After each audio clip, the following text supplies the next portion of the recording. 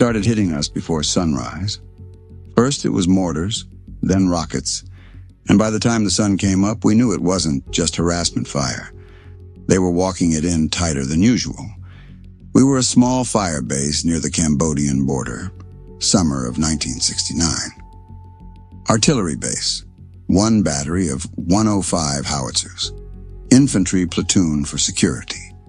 Not enough men for the ground we had to cover, and we all knew it. The first morning they hit the gun pits and the wire at the same time. Nothing heavy, just enough to test us. A few of our guys were cut up by shrapnel. One gun took a direct hit to the sandbags but stayed operational. By mid-morning, it was quiet again. That's how it started. They'd hit, then disappear. That night, they came closer. We could hear movement beyond the wire. Not a lot, just enough. Somebody fired a flare. We saw figures pulling back into the tree line. We opened up with M60s and rifles, fired until the barrels were too hot to touch.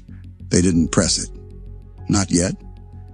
Day 2, they started hitting us midday. That was different. Most of the time, they preferred darkness.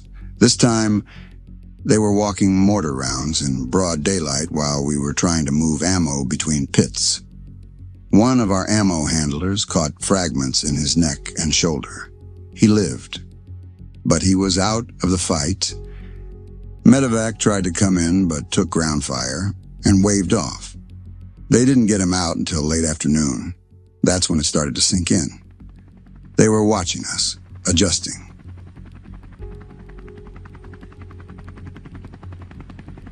By the second night, they hit harder. Rockets first, then mortars, then small arms from two sides of the perimeter.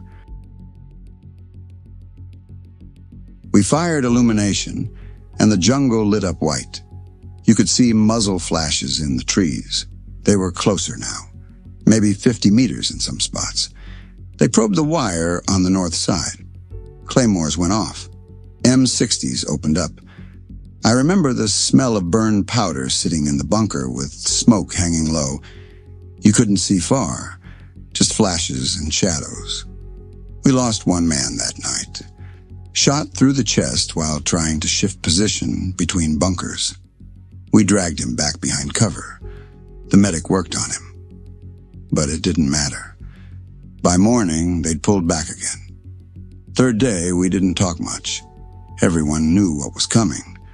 We reinforced the wire where it was weak, filled more sandbags, moved extra ammo to each position. The artillery kept firing missions, but now half our attention was inward. Late afternoon, they hit with everything. Mortars landed inside the perimeter.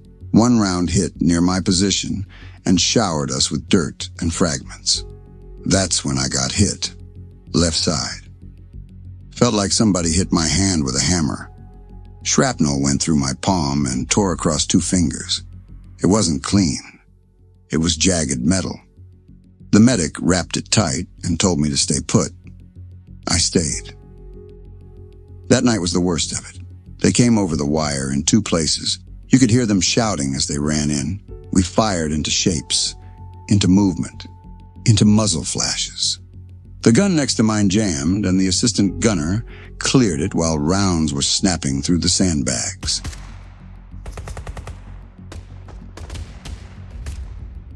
One of the artillery pits took a direct hit from a rocket.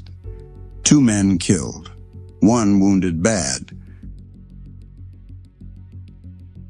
Choppers couldn't land during the fight. Too much fire. So the wounded waited until near dawn.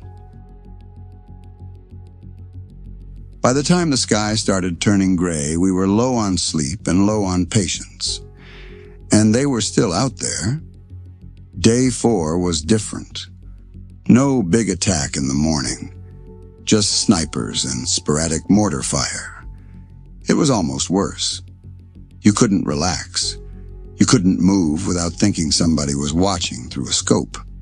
We buried 2 men that afternoon. Temporary graves inside the wire. Just until we could move them. Resupply came in under fire. Slicks dropped ammo and water. One bird took hits but stayed airborne. They didn't stay long. That night, they tried again. Not as heavy, but steady, like they were feeling for a weak point. My hand was swollen and stiff. I could still fire, but reloading was slower. Somebody helped tape the weapon to my grip so I wouldn't lose it if my hand opened up. We were tired, but nobody talked about pulling out. There wasn't anywhere to pull to. Fifth day, they hit just before dawn. Harder than before. Mortars walked across the gun line. One gun was knocked out completely. The crew pulled back and manned rifles on the perimeter instead. They came in waves at the south wire. Claymores detonated. Trip flares burned. Artillery fired danger close outside the perimeter. You could feel the concussion in your chest. At one point, I remember thinking the wire was gone, that they were through. But the line held. Air support finally came in mid-morning. Fast movers rolled in low. Dropped ordnance just beyond the tree line where we'd been taking fire all week.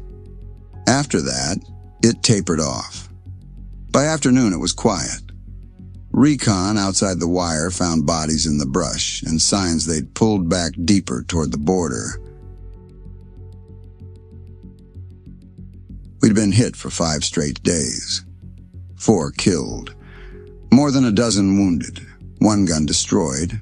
Wire shredded in places, but the base was still ours. They didn't take it. I was flown out that evening once they cleared the LZ.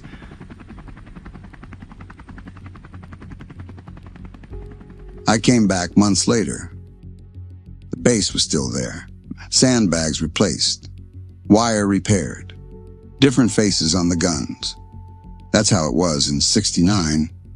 They'd test you, then hit you, then come back again. And sometimes the only measure of success was simple. You were still there when it was over.